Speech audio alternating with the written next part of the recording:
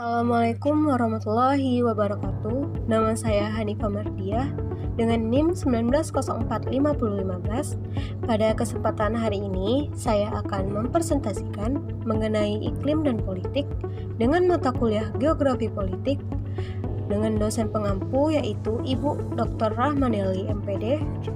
Baiklah, langsung saja saya masuk ke materi pertama yaitu iklim dapat mendorong dan membatasi. Determinisme iklim memegang pandangan bahwa lingkungan fisik menentukan kondisi sosial budayanya. Orang-orang yang meyakini pandangan ini mengatakan bahwa manusia secara ketat ditentukan oleh stimulus respon atau lingkungan iklim perilaku dan tidak menyimpang. Ada 3 jenis iklim, yaitu dingin, panas, dan kering, yang efeknya serba membatasi bagi tempat tinggal manusia, serta perkembangan kekuasaan politiknya. Ada 3 jenis persebaran unsur iklim di dunia, yaitu zona beriklim dingin, panas, dan kering. Masing-masing diperinci menjadi 2 seksi untuk menunjukkan 2 unsur. Masing-masing memberikan pengaruhnya yang ekstrim dan yang sedang. Zona yang tak tergolong, salah satu dari semuanya, yang cocok untuk perkembangan bangsa-bangsa kuat secara politik. Di sini saya akan menjelaskan mengenai iklim-iklim yang ada di dunia dan pengaruhnya terhadap politik. Yang pertama, iklim dingin, tundra dan taiga.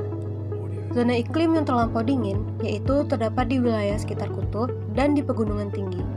Pada umumnya, tanah di daerah tersebut dingin beku karena tertutup oleh salju dan es. Hanya di bagian tepinya saja yang memberikan kemungkinan musim semi yang pendek bagi pertumbuhan jenis-jenis rumput dan lumut tipis. Wilayah padang lumut yang disebut tundra tidak dapat menampung penduduk banyak dan hanya dimanfaatkan untuk ternak rusa kutub. Di samping wilayah tundra dikenal pula wilayah taiga yang suhu udaranya tidak begitu ekstrim dinginnya. Musim dinginnya di tempat ini amat panjang, sedangkan musim bagi kemungkinan tumbuhnya tanaman bahan pangan terlalu pendek. Penduduknya jarang, hasil hutan dan tambang merupakan satu-satu sumber ekonomi. Di situ dengan sendirinya tidak akan muncul pusat-pusat negara yang penting, meskipun memiliki kekayaan alam taiga. Yang kedua, iklim panas, hutan tropis dan sabana. Iklim panas merupakan unsur kedua yang membatasi perkembangan politik. Ini terdapat di sepanjang garis ekuator dan kawasan yang berbatasan dengan itu ke arah kutub. Daerah pantai dan lereng, pegunungan dengan adanya pengaruh angin laut, angin gunung, suhunya dapat sedikit sejuk. Maka pada wilayah tersebut, penduduk dapat menyelenggarakan kehidupannya yang layak. Musim kemarau atau kering yang agak pendek seperti yang terdapat di India, Sri Lanka, Jawa, dan Kuba. Penduduk padat dibandingkan dengan kawasan lain di bumi. Hasil pertanian merupakan sumber pokok pencarian, namun makin ke pinggiran di mana musim kering lebih panjang dan curah hujan cenderung langka. Bencana gagal panen sering terjadi sebagian akibat dari tertundanya turun hujan. Wilayah-wilayah bumi yang iklimnya terlalu terik menghambat munculnya perkembangan politik yang modern. Ketiga, iklim kering atau stepa. Wilayah-wilayah di permukaan bumi yang terdiri atas gurun-gurun dapat menyajikan penghidupan bagi manusia apabila dapat menyajikan air dalam jumlah yang cukup untuk mendukung usaha pertanian atau sumber daya tambang yang dapat diolah. Pada kawasan yang memiliki irigasi yang luas, dapat lahir suatu kesatuan politik yang penting. Stepa merupakan bagian dari wilayah beriklim kering. Penduduknya adalah kaum Noman yang bertahan hidup berabad-abad di daerah beririgasi di antara stepa itu. Menurut sejarah, perpindahan bangsa Noman ke stepa-stepa itulah yang mendorong serbuan-serbuan masuk negara agraris. Kondisi iklim kering dalam sejarahnya menghasilkan penduduk nomaden yang serba positif mortalitasnya serta jasmaninya dan mampu menggerakkan munculnya kekuasaan penting setempat dan di wilayah sekitarnya yang jauh. Selanjutnya di sini saya akan membahas mengenai iklim yang cocok bagi perkembangan ekonomi dan politik. Faktor yang paling dominan dari letak astronomis adalah faktor iklim. Dalam kehidupan perekonomian, sebuah negara akan sangat ditentukan oleh faktor letak astronomis yang berkaitan dengan iklim. Suatu negara yang terletak pada lintang dan iklim yang berbeda akan mempunyai suatu sistem dan tipe perekonomian yang berbeda pula. Wilayah iklimnya terlalu terik, menurut pengalaman sejarah, menghambat perkembangan politik yang modern. Negara yang berada pada lintang kutub memiliki iklim dingin yang terlampau dingin. Tanahnya dingin dan beku karena tertutup es, sehingga tidak bisa dimanfaatkan. Sehingga sumber daya mineral yang ada memiliki nilai ekonomis yang rendah. Oleh karena itu, dengan sendirinya tidak akan tumbuh pusat-pusat negara yang penting di wilayah ini. Negara yang terletak di lintang tengah dengan iklim sedang yang basah merupakan wilayah yang paling baik. Wilayah lintang tengah memiliki suhu yang sejuk, terjadi perubahan-perubahan musim, dan badai siklon. Hal ini dinilai mendorong perkembangan politik. Bisa dikatakan semua bangsa-bangsa yang penting dan berkuasa berada pada zona iklim sedang yang basah. Pada akhirnya, iklim yang ditentukan oleh letak astronomis dapat dihubungkan dengan pertanian, apa yang cocok dan seberapa besar keberhasilannya. Penghasilan iklim terhadap kekayaan alam dan fasilitas penghubungan.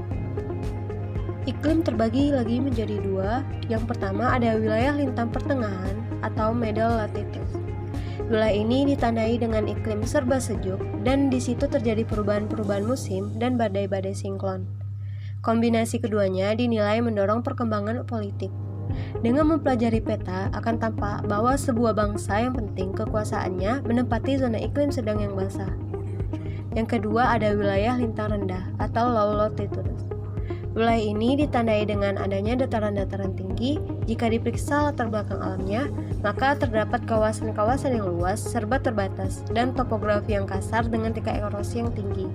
Hal ini pada umumnya dapat mendorong perkembangan politik bangsa-bangsa yang bertempat tinggal di sana. Selanjutnya ada homogenitas lawan kompleksitas iklim. Kondisi-kondisi iklim yang berbeda di suatu wilayah pengaruhnya dapat tampak baik pada penduduk maupun pada struktur pemerintahannya.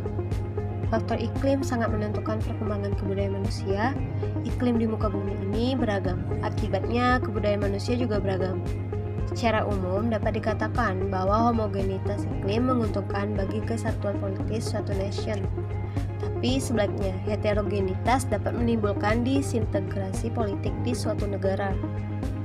Negara yang terletak dalam suatu kesatuan astronomis dengan mempunyai corak iklim yang hampir sama, cenderung melakukan kerjasama dalam bidang politik seperti negara Asia yang berada di lintang tropis, mendirikan organisasi Asia yang dikenal dengan ASEAN.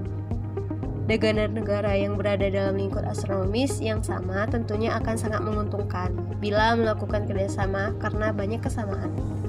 Dalam hal ini, peran atau fungsi letak astronomis mirip dengan peran atau fungsi letak geografis suatu negara. Kesimpulannya, letak astronomis akan membawa pengaruh yang besar terhadap hubungan dengan negara lain. Selanjutnya, iklim yang serba kompleks. Untuk membahas hal seperti ini, negeri Spanyol menjadi bahan yang menarik untuk ditelaah. Meski Spanyol pernah termasuk salah satu wilayah ditaklukkan oleh Romawi, arealnya terlalu sempit untuk mampu mewujudkan kekuatan yang dominan secara klimatis, sehingga dapat menumbuhkan suatu unit politik tersendiri. Di sana ternyata ada berbagai tipe iklim, misalnya bagian Spanyol barat laut beriklim tipe Atlantik, mirip dengan iklim di Prancis Barat.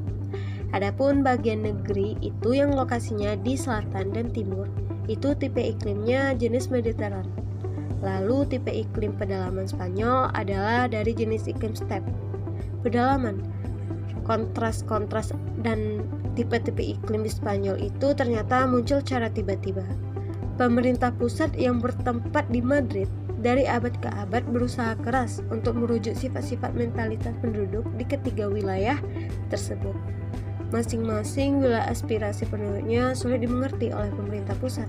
Berkali-kali dalam sejarah, Spanyol provinsi Catalonia, Basque, dan Galicia menuntut otonomi. Selanjutnya ada iklim dan peperangan. Negara-negara yang berada pada garis lintang yang sama, hasil bumi dapat produk-produk yang dihasilkan juga cenderung sama atau seragam, sehingga hubungan timbal balik atau bilateral antar negara tersebut kurang dapat terjalin, baik karena tidak mampu saling menyediakan kebutuhan.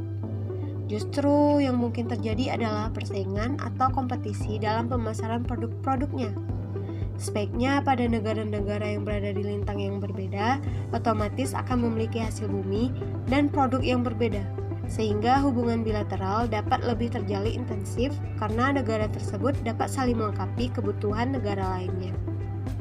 Namun tidak menutup kemungkinan akan terjadi kolonialisme yang berujung pada peperangan karena suatu negara ingin menguasai hasil bumi negara lain yang tidak dapat diproduksi negaranya sendiri. Contohnya seperti Indonesia berhasil rempah dan energi fosil dijajah oleh Belanda. Kawasan negara iklim yang terbaik tidak akan menghasilkan peradaban besar jika terus-menerus menderita serbuan dari bangsa-bangsa tetangga yang iklimnya kawasannya tak menguntungkan. Karena itu dibutuhkan manpower demi pertahanan peradaban besar. Ditinjau secara keseluruhan, dalam sejarah umat manusia dapat disaksikan bagaimana peperangan merupakan bagian dari kehidupan negara-negara dimanapun, bahwa iklim merupakan faktor yang penting dalam peperangan. Pada masa yang perang, iklim sangat diperhitungkan baik dari front depan maupun front belakang. Di wilayah front, iklim mempengaruhi kemampuan negara untuk melakukan peperangan. Hal ini berkaitan dengan struktur perekonomian bangsa. Peperangan modern pasti memperhitungkan berbagai kebutuhan seperti peningkatan produksi pangan, tekstil, serta kebutuhan lain. Di medan perang atau front depan, iklim merupakan faktor penting untuk diperhitungkan. Kondisi iklim yang terus berubah menjadi perhitungan pasukan perang untuk tetap melancarkan aksinya. Baiklah, dari paparan yang telah saya sampaikan, dapat disimpulkan bahwa kondisi iklim dan cuaca dapat mempengaruhi watak ataupun perilaku dan aktivitas serta ras manusia. Kondisi iklim dan cuaca pada suatu negara sangat berperan pada perkembangan politik di negara tersebut. Sekian dari presentasi saya pada hari ini. Assalamualaikum warahmatullahi wabarakatuh.